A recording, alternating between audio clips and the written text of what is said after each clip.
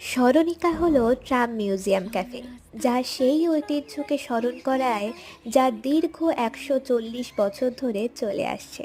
স্মরণিকা এক প্রকার স্মৃতিচারণ বলতে পারেন।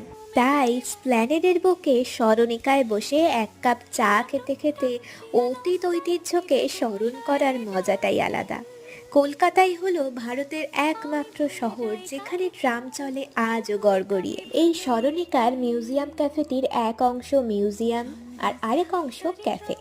মিউজিয়ামের মধ্যে রয়েছে সেই পুরনো দিনের ট্রামের টিকিট এবং ট্রাম যবে থেকে তৈরি হয়েছে তবে থেকে ট্রামের একদম পুঙ্খানুপুঙ্খ বিভিন্ন তথ্য দিয়ে সাজানো। আর এই হচ্ছে সেই ছোট্ট ক্যাফেটি।